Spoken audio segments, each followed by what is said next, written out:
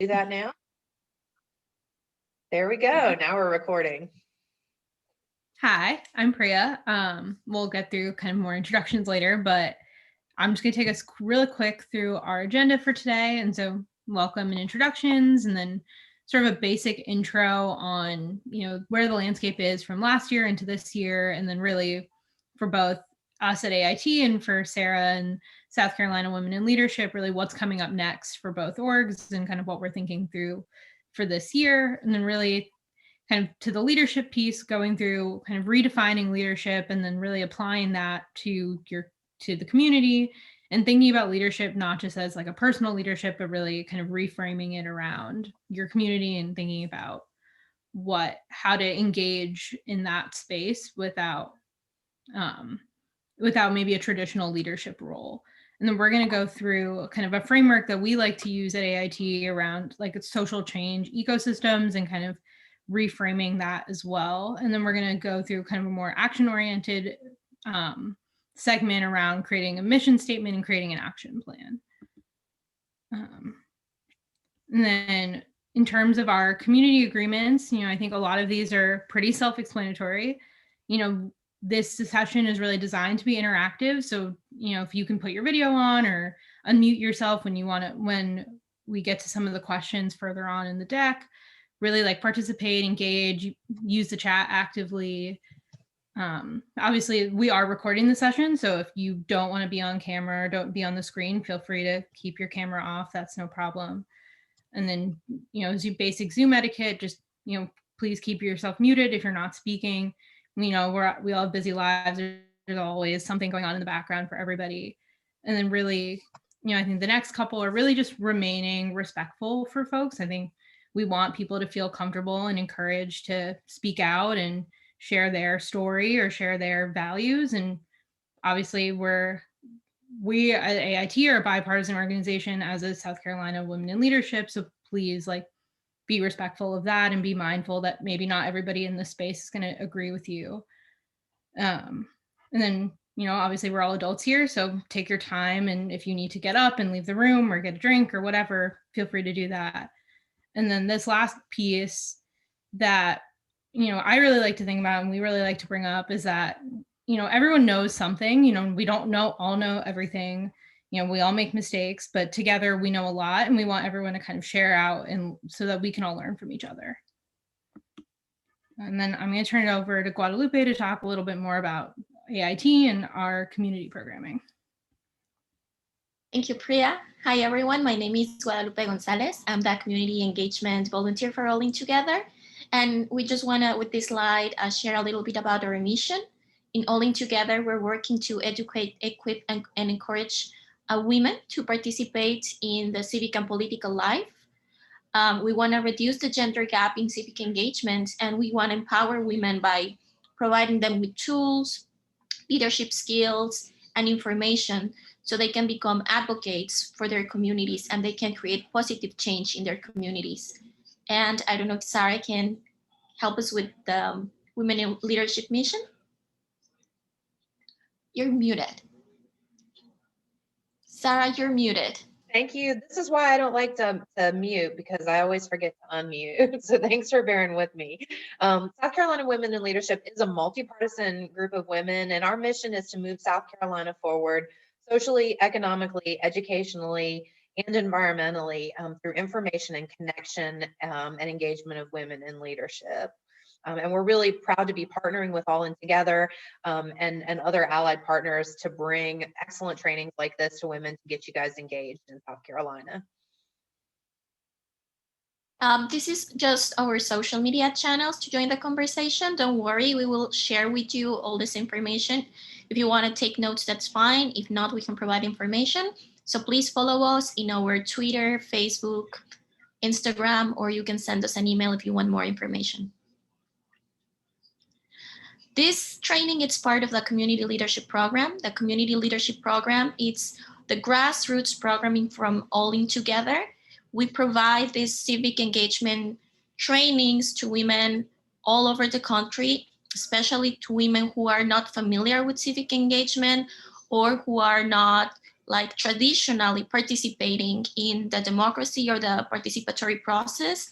So this is a grassroots program aimed to get to all these women in their communities at the local level, to empower them and to give them all the tools they need to become leaders and advocates.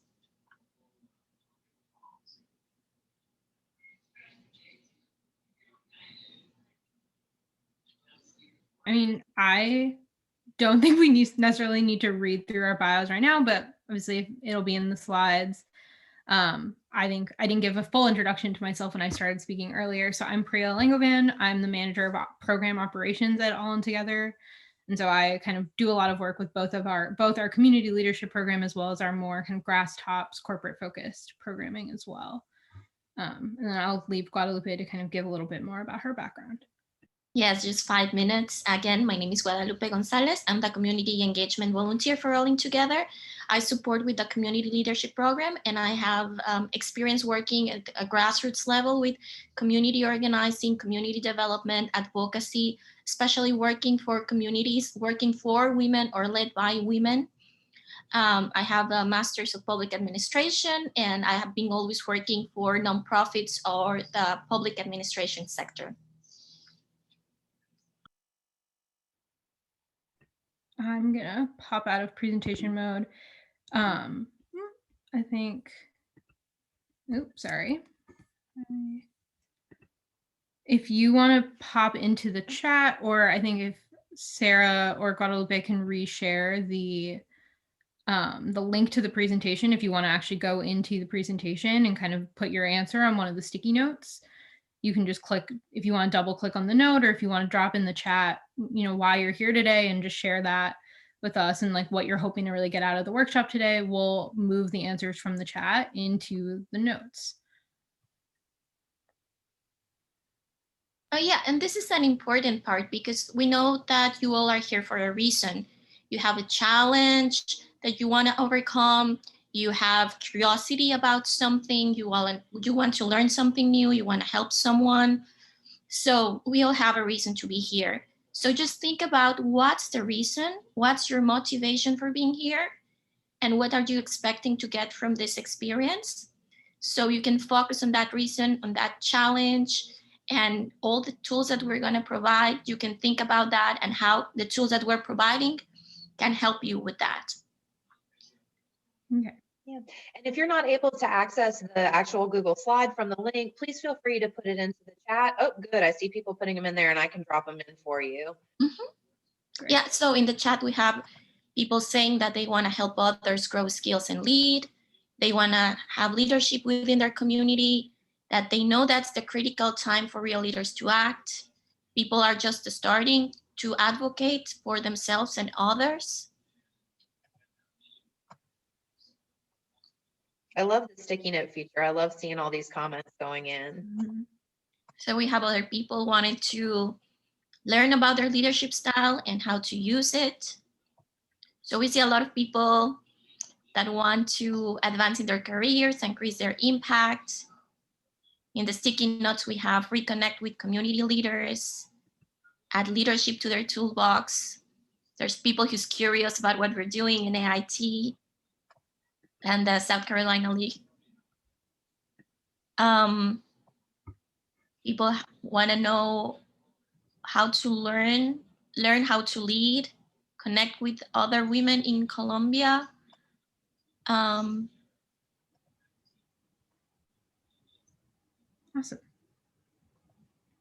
People have like specific projects they are leading, like a girls mentoring program, and they want to use the tools for that program. Yeah, and please note that we will be sending out all of the presentation materials, a link to the video. So you'll get all of these sticky notes or any subsequent, contributory parts. You'll receive that after if you want to reference any of that.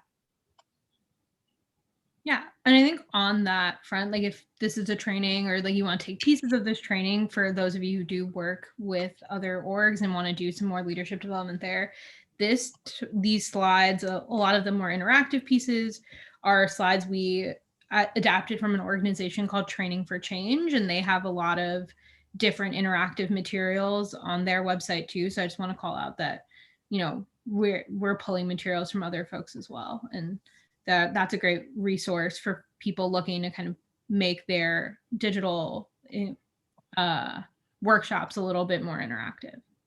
Okay, so this is really exciting. A lot of people interested in improving their communities, getting leadership skills, improving at work or personal projects they have, volunteer projects they have, how to connect with others. So, awesome. Here, I'm gonna, in the interest of time, move us on to the next slide, but feel free to keep typing in your responses, and folks will see them as we continue on. Okay, so this is just an introduction. Last year and this year. Last year, a very complex and challenging year for most of all. We had a lot of things in politics. We had presidential elections, voter registration, 2020 census. We also had the COVID-19 pandemic. We are all in this together still. That resulted in social isolation, public health concerns, unemployment, a lot of challenges. We also had movements advocating for racial justice all over the country. There was social unrest about the elections. So it was a very challenging year for good things and for not so good things. The problem is that all of these things affected especially women and especially people of color and minorities. So last year was complex. We are now in a new year. So what's next? What are we going to do to solve these challenges, to improve the situation? What is our role in the community? So now we have a new president and a new administration. So this is an opportunity for us for accountability, for advocacy, and to start projects or to support projects that other people have. So there are new priorities that were not priorities before the COVID, including public health, racial justice, gender equity, the need to elevate the women's and the needs of the people of color. There is need also to support first responders, healthcare, essential workers, and we are all still adapting to this new normal. We are all still trying to figure out how to be part of that community, how to support that community, but at the same time, how to take care of ourselves, of our families, and how to do it in a safe way.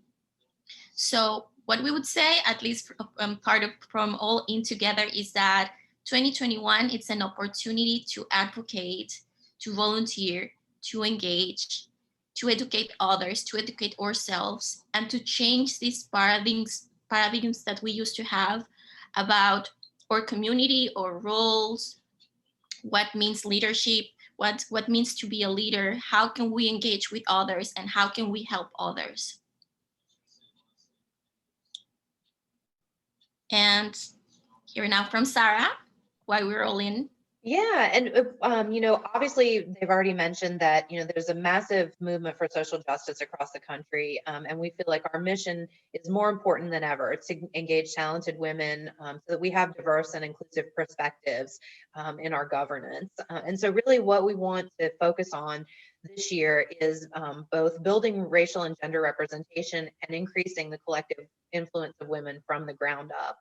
You don't have to jump right in and obviously run for federal office. There are leadership opportunities in your community, whether it's your PTA, your neighborhood association, your town council, and that we want to help you find the right fit for where your interests are and where your skills are, and then provide training opportunities like these so that you can get out there and make the difference that you feel like is something that is important to you and is going to change your life and better the life of your family and help everyone in your community.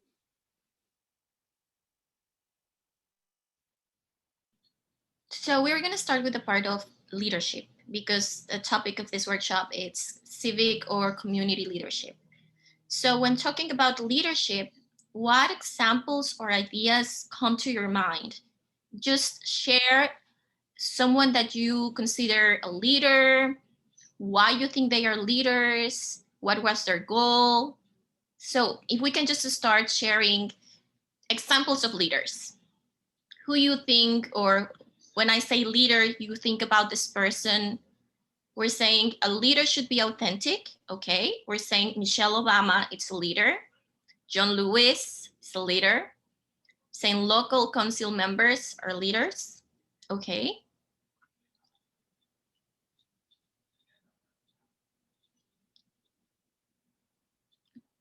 We're We have saying some all, in the chat as well. Barack yes, Obama, local city council. yes. Health and wellness activists are leaders. So leaders have ability to listen and communicate.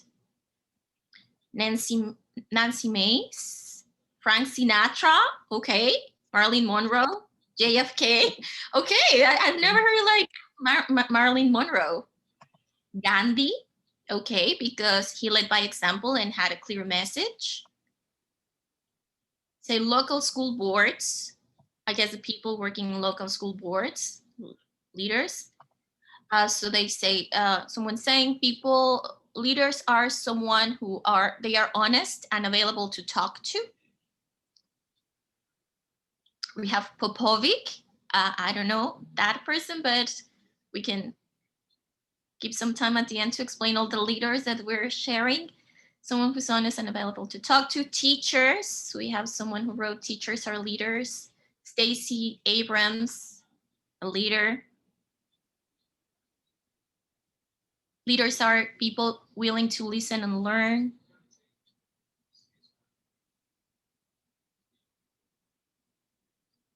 Okay, so yeah, we have a lot of examples, very diverse.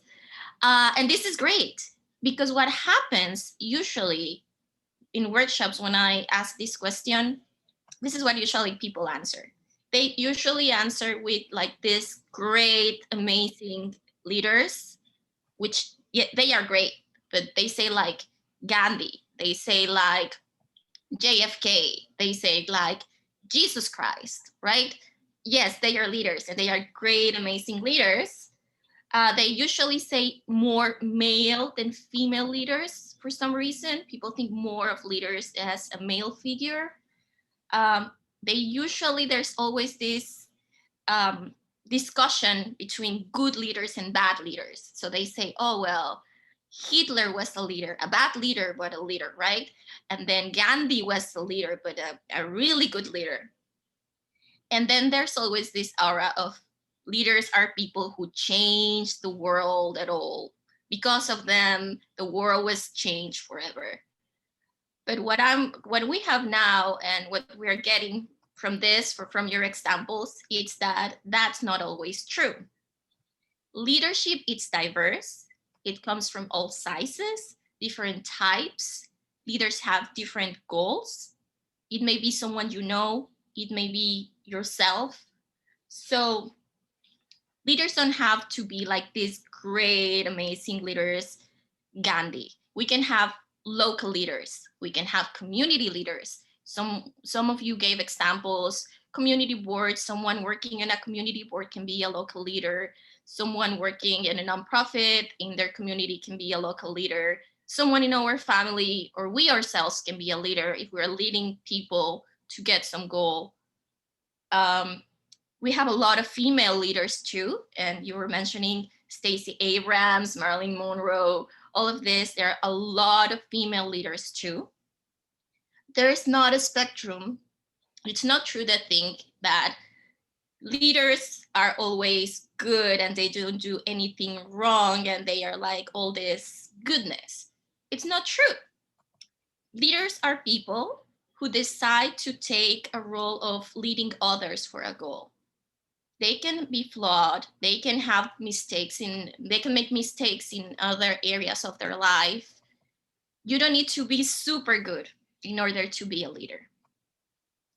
And changing the world, maybe we need to reconsider what changing the world means, because changing the world comes also from grassroots action, from changing your community, for improving the school where you go to or your children go to, from helping your neighbors. So local leaders, grassroots leaders, people in our community, they are also changing the world. But sometimes, sadly, they are not as recognized as others. And the other thing is that leaders, they are not doing the work by themselves. Sometimes we only see Gandhi, but there was a lot of people around and behind him supporting his mission. So it's not only him, there's a big team supporting these leaders and guiding also the mission. So here we have leadership, right? Leadership is the art of motivating a group of people to act toward achieving a common goal. If you decide to motivate others and you establish a clear goal and you give guidelines to that group in how to achieve that, you're becoming a leader. As easy as that. So we have ethical leadership. What is ethical leadership? It's universal. Everyone can become a leader if you have the right skills. Leadership, it's not something that I was born with, it was inherited, I have special genes or special circumstances. It's universal. It doesn't discriminate if you are older, you're younger, if your race, your skin color, your nationality. Everyone has a potential to become a leader if you want to. Leadership should be motivated. Most leaders have a goal because they have values that they believe in, and they think that this goal is worth it. So they think that it's worth for them and for their community or group to work to achieve that. It can be as big as ending like systemic racism, or it can be as important as providing meals to homeless people. But leaders should be motivated, and this motivation should come from their values, and they need to be sure that this goal is worth it. Leadership is a choice. You choose to become a leader. You say, I am responsible for this group and I'm going to guide this group because I know how to do this. You need to develop some skills, yes. Some people mentioned communication skills, the willing to learn, the willing to support other people. So yes, we don't know everything and we don't have all the skills, but we can learn those skills. And if our goal is as important as it should be for us, we have to learn these skills. Leadership is diverse. We can become local leaders. We can become leaders at work, in our communities. So there's like different areas and roles where we can choose to become leaders. We don't have to be a leader in everything. Maybe we're a leader in our field, in our work, or maybe we're a leader in our community, but it doesn't mean that we have to be leaders all the time. So now we're talking about civic leadership. So leadership, as we learned, means taking a decision to guide people because we have a goal that's deserved to be achieved, right? So there are different types of leadership. So civic leaders influence others to change the political and power structures. So we use our leadership skills, and through the use of civic and political tools, we want to create change in our communities. This means that using these tools, we want to change policies, we want to advocate for people who are in need, and we want to change the system to make it more just and equitable, and a system that's representing all of us and strengthening democracy.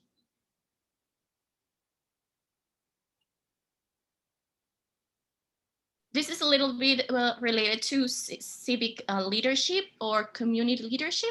So civic engagement, a civic leader is civically engaged too. It's working to make a difference in the life of their communities. the leader will need to develop knowledge, skills, values, and motivation to make that difference.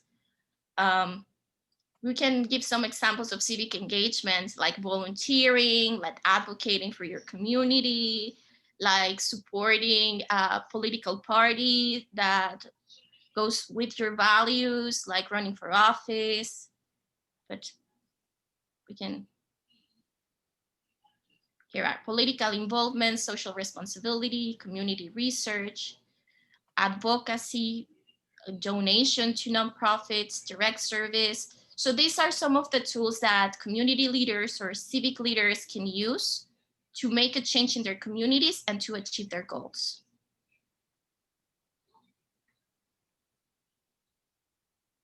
Okay, now we're gonna go with Priya.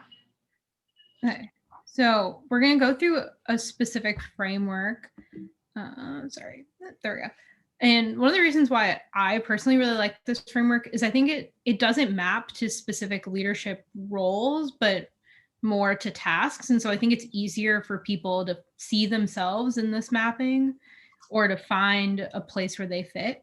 And I'm going to come back to the slide, but before we go there, we just want to shout out Deepa Iyer, who is the writer and the advocate who created this mapping. She created it about, I think, 2 or 3 years ago, and then has updated it a couple times. And she and the organization she works for, called Building Movement Project, have built out like the worksheet I think that you were all sent in advance, and as well as some of the other activities around the mapping. So I think I'll leave this up for just like a minute, and then I'm going to now go through all the different roles. But this way you can kind of see how they all connect and how they all map to each other. And so there are, a couple different roles, and the way that the activity kind of maps it out is based on like the way that role actually sees the world, and rather than a specific task, right? So weavers, they see connectivity between people and organizations and movements. Experimenters, they're the innovators and the risk takers and pioneers, and frontline responders, or, they're not just like police officers, firefighters, nurses, whatnot.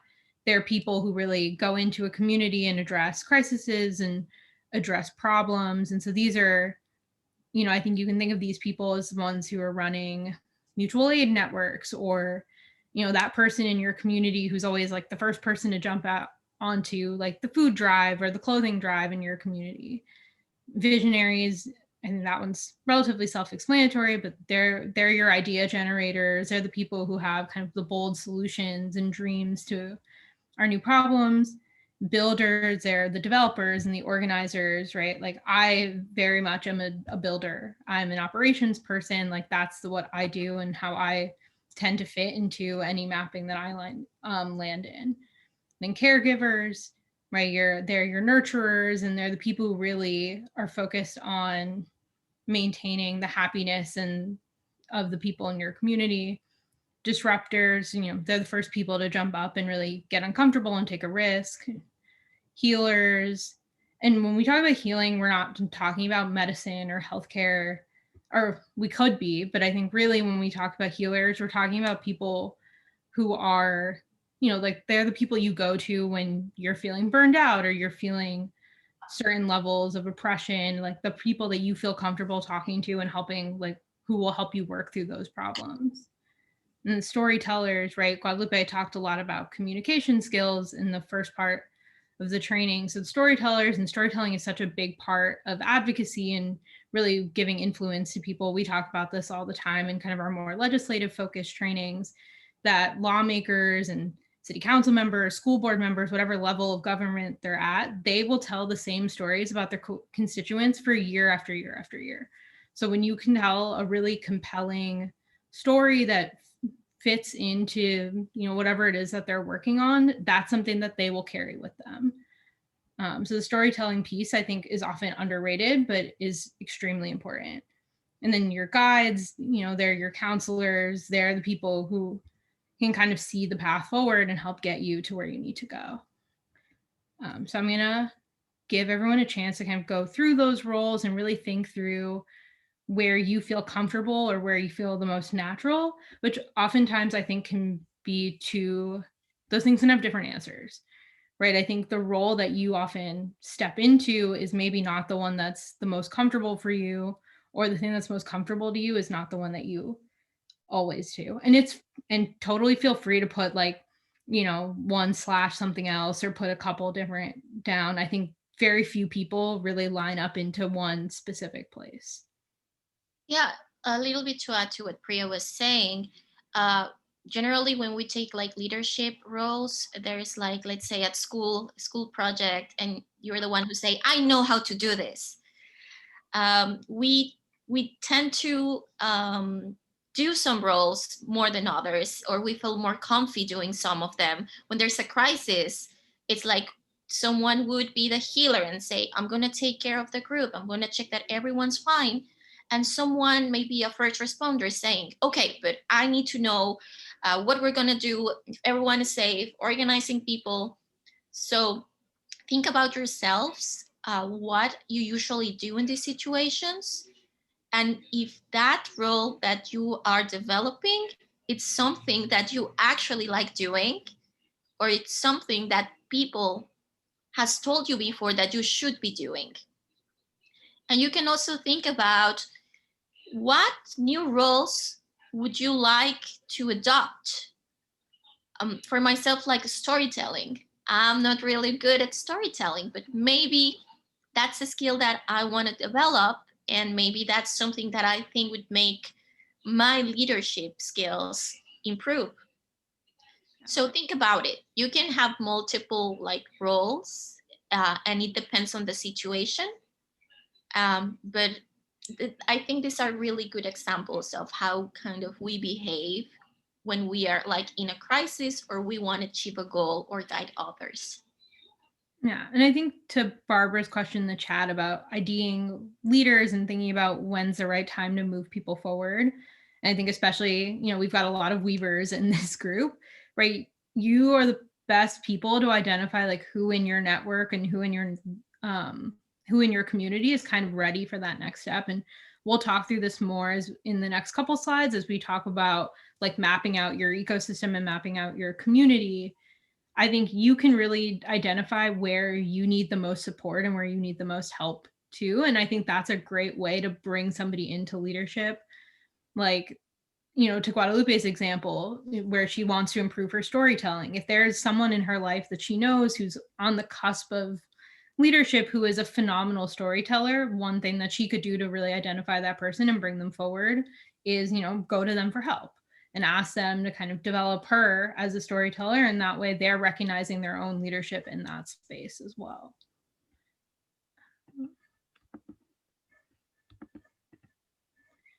Right. And so we're going to discuss this kind of as a group, and feel free to unmute yourself if you want to talk, or we can take some notes, throw your answers in the chat, however you want to engage here. But really this first part kind of focusing a little bit more introspectively, and like to Guadalupe's point, like you can play multiple roles, you can shift roles depending on the context or depending on the organization you're working with. I think a lot of people take a different role in their career versus the role that they take in like a volunteer capacity. So really thinking about how those roles impact the way you engage with your community. Are there activities that you're more or less likely to do, or are there things that you really want to grow into, but maybe you don't feel comfortable stepping into as a leader? One of the things that the worksheet we sent around talks a lot about is how does your role kind of connect to your privilege and your power? I think something that we talk a lot about in our other trainings is the idea of lived experience being expertise, right? Because I think something that comes up a lot when we talk to people about calling legislators or taking a more active, visible public role is people don't feel like they have the knowledge or the experience or qualifications to really step up and do that.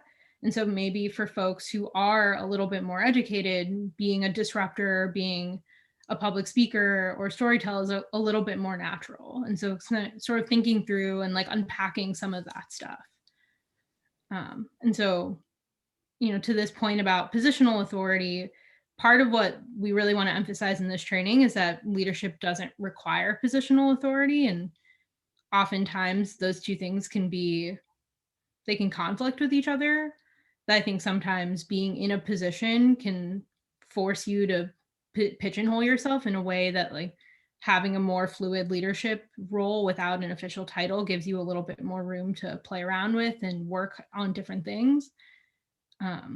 But also, on the other hand, having a position of power or an authority, a title, can be a power in and of itself and provide leadership on its own. So thinking through what roles and which tasks are most likely to get you to that position of power is something we want to talk about too.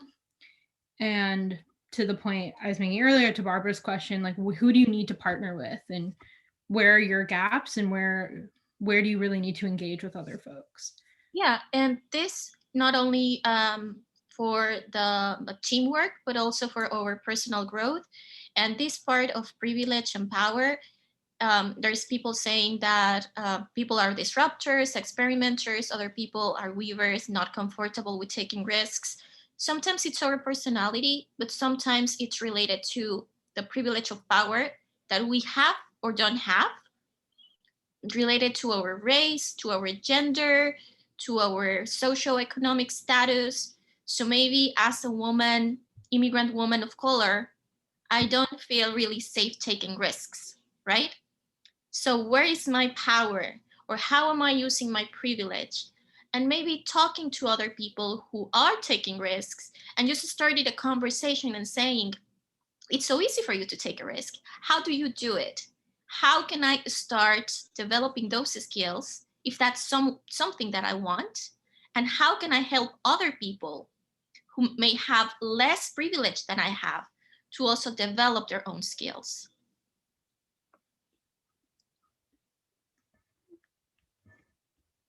Yeah, I'm gonna call out some of the stuff that people are talking about in the chat as well, about sharing contact info. And I think that is a great thing for folks to do. And I'm sure Sarah and the South Carolina Women in Leadership team can definitely help coordinate some of that as well.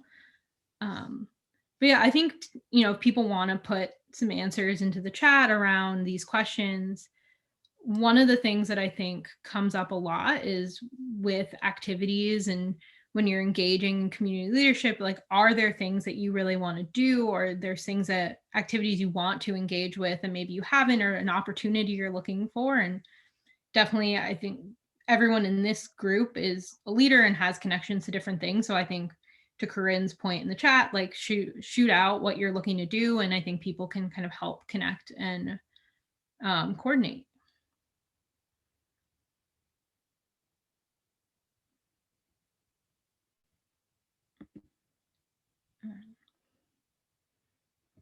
Yeah, so I think we're kind of zooming out a little bit further to not just yourself, but your community at large. I think it's helpful to think through, who else is in your ecosystem, right? I've done this kind of mapping activity with teams before, and it's always interesting to see, I think, where the gaps are in your team, or like, do you have a lot of one particular type of role?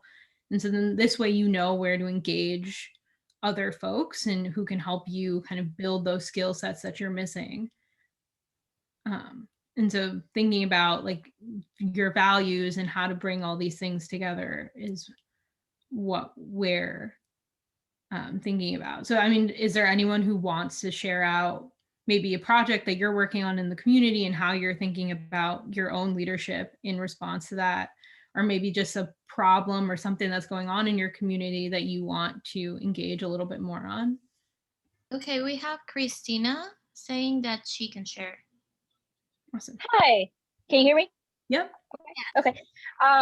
So I guess one thing that, like, a project I'm kind of working on several, but I have a rare disease. And so that's kind of where I've been finding my, like, advocacy voice. But in South Carolina, there's not a lot for people with rare diseases. So I've actually started a group, and I guess kind of caregiver wise, of rare disease support. for my specific disease. But so kind of seeing that, like, that emptiness, and then kind of trying to push forward to fill it. And there are more things that I'm trying to do with rare disease to kind of, make people more aware and kind of help the people in South Carolina, feel heard. So. Perfect. Thank you for sharing, Christina. That's amazing. And congratulations for like starting or leading this project. And yeah, so a little bit of follow-up questions. So what type of leadership, or where do you locate yourself in this ecosystem? Well, I kind of feel like I'm more of a storyteller and a caregiver. Because with the advocacy, I'm calling up our legislators, and I'm telling them bills that I feel like they should support. And I'm doing, it's called Rare Across America, where we actually meet with them like one-on-one to tell them, hey, this is what we need you to do. And so I've been kind of like figuring out exactly how to tell my story. And I've done some workshops on telling your story. So I feel like if it's not me, I'm learning how to do it. And then caregiver wise, I'm trying to, again, just make sure that everybody almost feels taken care of, I guess. So those are maybe the two. I don't know. I feel like I might fit in a couple more, but those are the main two. Is there like a specific role that you are interested in getting into or acquiring new skills? I think the disruptor, like kind of, that one kind of spoke to me a little bit. I think I would like to become more of a disruptor. Okay. So maybe finding someone who's a disruptor and either working along with that person to help you in this project and also learning from that person. Just by asking questions like, how do you do this? What's your motivation? Why is it so easy for you to do this? I want to learn. It's just these roles, they have like different ways of understanding things and challenges. And it's really interesting to hear from someone who's different. How are they thinking, right? So yeah. I don't know if there's, and this is actually what we're going to do, like mapping. If you can map in your ecosystem, your family, community, your projects, if there's someone who you think is a disruptor that you can approach for help or for a little bit of kind of mentoring. I will. Thank you very much. I will start looking. Awesome. Thanks so much for sharing, Christina. And I think to Guadalupe's point, like we definitely recommend that you spend a little bit of time with this after the workshop. And, to this last question on the slide, thinking about, is your community or your network imbalanced, and how it can provide you support for all those things that you want to do, right? I see a couple folks in the chat who are looking to move to a new sector, or they're looking to increase their involvement in something. So thinking about who in your system and like who can provide accountability for you, who can support you as you're going through some of this leadership development is a great thing to have. I don't know if Sarah will be an opportunity for people to connect, because we have, for instance, Michelle, it's saying that she's a disruptor. I guess maybe she can talk to Christina, and she actually wants to develop a storyteller skills. So that would be let's make sure just everyone keep your eyes peeled for a post-event email that'll have all the resources. We'll include something in there. We certainly want to get everyone's permission before we share out contact information. So we'll set up a way for you to opt in to include your contact information and then provide access to that to the entire group. Cool. So I think we're going to use a couple minutes just to think about like, what are folks taking away, or maybe are there questions that are sort of lingering? I know some of it is in the chat right now, but before we can move into the last piece of this around identifying issue priorities and thinking through your mission statement and your action plan, I think it's helpful to sort of think about what, if there are any more lingering questions, or if there are things in particular from this piece that have stood out to you. And obviously feel free to keep adding to this, and we'll come back to it if we've got a couple more minutes at the end after we finish the rest of the activity.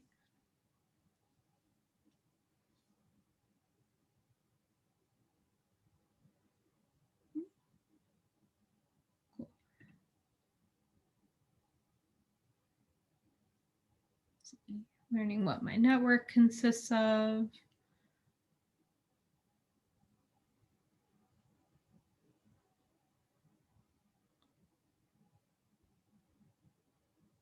Yeah, so this is all like self-reflection.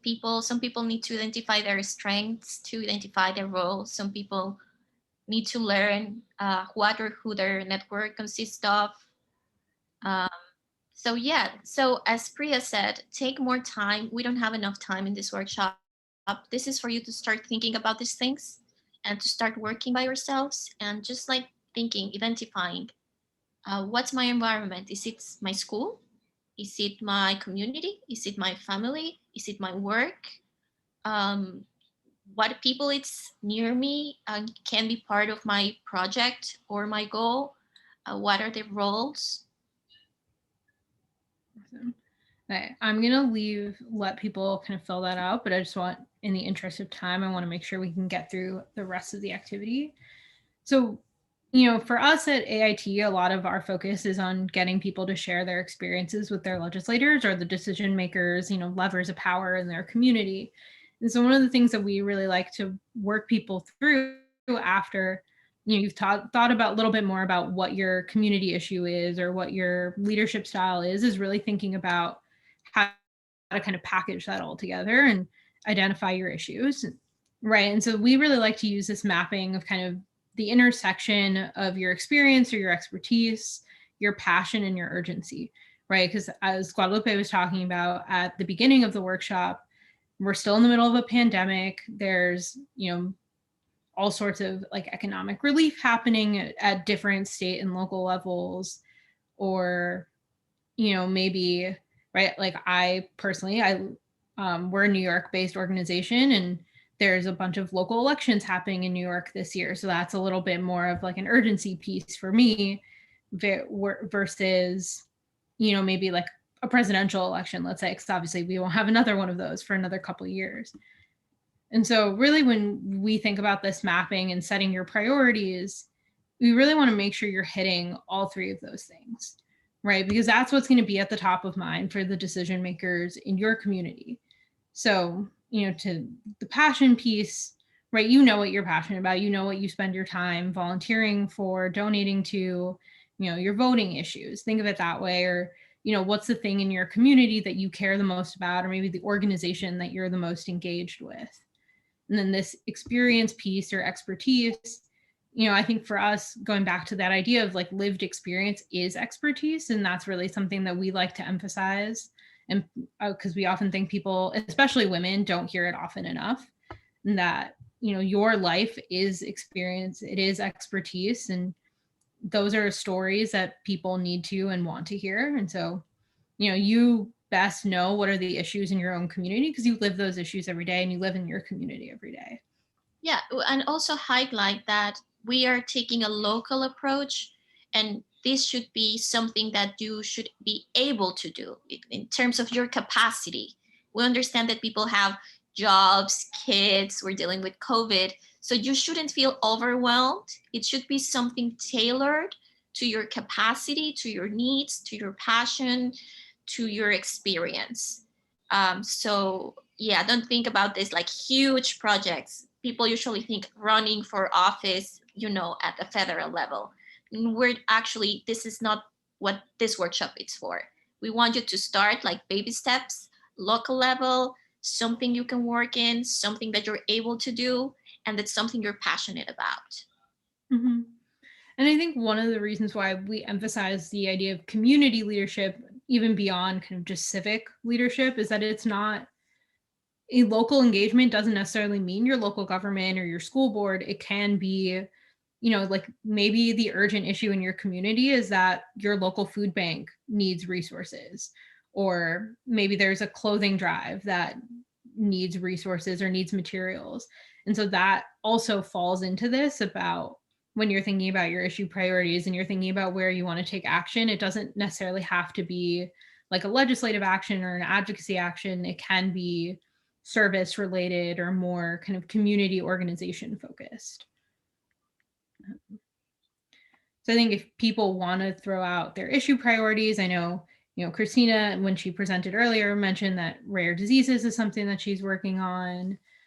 I know a couple of folks have talked about, wanting to work on like political action, a couple, kind of scrolling back through the chat. So that sort of thing, definitely feel free to put it in here as you're thinking about what's kind of your next step.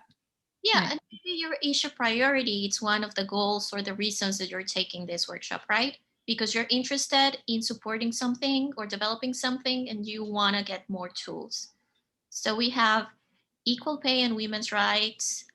We have elder care protection, elder care, sorry, protection of vulnerable adults, resources and inclusive programming for children with development delays, supporting entrepreneurs with ADHD,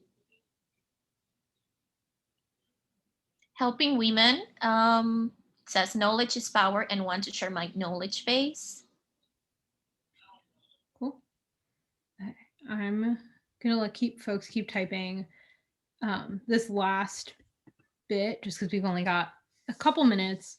I think we've identified your style or your role in the ecosystem, but I guess your role and your style could be slightly different. And so kind of using this framework, you can come up with a title.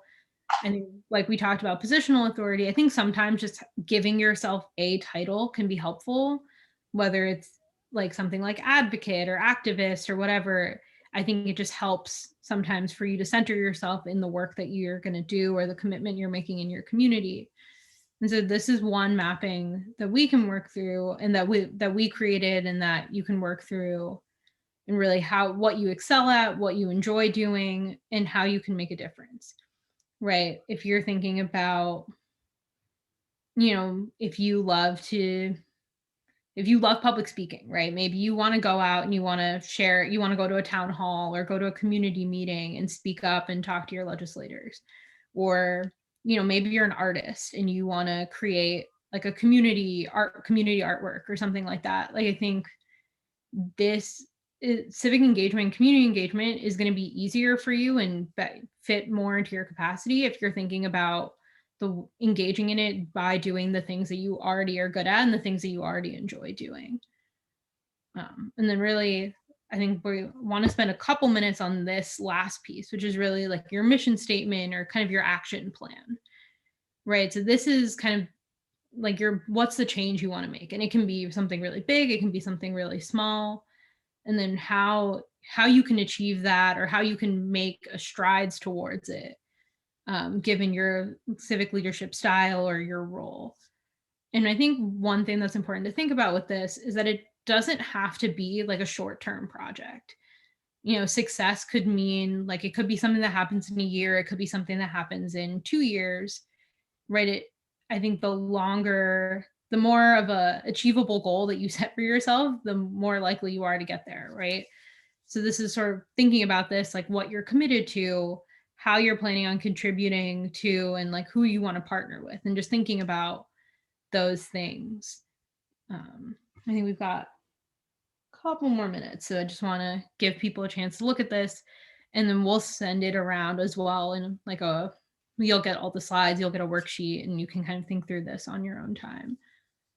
But I don't know, is there anyone who's got something off the top of their head that wants to share out? Even if it's part of this, it doesn't have to be the whole thing.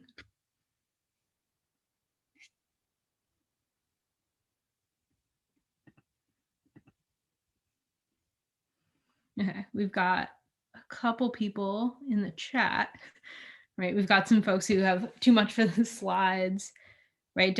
Right, if you're committed to diversity and equity and inclusion. And okay, we've got Michelle who says she's willing to share. Feel free to jump in.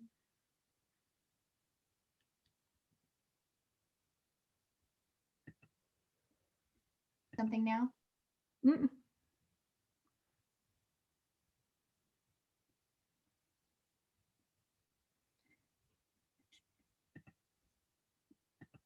I think you started talking. We could hear you before. Did you want me to start now? Yeah, go ahead. Oh, okay. I'm new to the area and I don't even know how long I'm going to be here. I'm sort of a refugee. I was blown up here from Florida by a hurricane and I'm still here because with COVID, I couldn't really leave either. So I'm kind of without a network in the local area, but if there's a chance I'm going to be staying, then I need to make a new one. So that's part of why I'm on this event today, is to find other people I can network with. I have a goal to develop theatrical groups, theatrical programs that deal with the hard-hitting issues in very bold ways. Too often I hear people say, well, now's not the time to talk about this. This isn't the place to talk about this. But when I stop them in their tracks and I say, well, then what is the time? Where is the space? They literally can't answer me. And when I've questioned a number of people in that way, nobody has had the answer. And so to me, that's a glaring problem. We need a time and we need a place. And if every time people go out into the streets to say, this is going to be our place and today is going to be our time, somebody gets all cranky about it and says, oh, they shouldn't be so disruptive. They shouldn't be doing this. They shouldn't be doing that. And they try to crush the discussion. I think there's probably no better example of that than last year when we saw the Black Lives Matter movement taken to the streets and they're still being harassed from all directions. So I want to create a space and I want to create a time that says we are going to talk about this and we're going to do it very boldly and we're going to do it in innovative ways. And we're going to do it in such a fashion that it actually iterates through several potential solutions until we find some workable answers. Of course, I always seem to have weird timing on this kind of stuff because with COVID, you can't really do theater safely right now. That's something that tends to take dozens or even hundreds of people working together very closely on a regular basis, and that's just not safe to do right now. But I recognize that I might be able to take some of this time right now to prepare for that. So I would like to develop my connections with other people who have been working in those sectors already, who might be able to get me up to speed on a couple of things that have been happening lately, or people who can connect me with facilities, with other writers, other directors, and also help me develop my storytelling skills a little bit. I have a hunch I'm supposed to move into the communications sector and learn more of the how-tos, whether it's how-to for TV or how-to for radio or how-to for film. I didn't go to film school. I didn't go to get an official communications degree, but those are things that I'm good at and I think I can learn really fast. So I feel like I need to move in that direction. And that's part of my answer to your goal sheet, is what I want to do and who I want to meet and what I want to learn. Awesome. Thank you so much for sharing. And I think Judy, it's sharing that she's working with Dale Savage, who works with underserved people in Greenville in applied theater. So maybe that would be a good connection, and that he's doing Zoom and in person. So yeah. Awesome. I think we are slightly over time. So we've just like kind of squeezed through all the content. So definitely feel free to take your time with the slides afterwards, because I realize this was a lot to get through and I am impressed with us that we managed to get through all of it in exactly the time that we had allotted.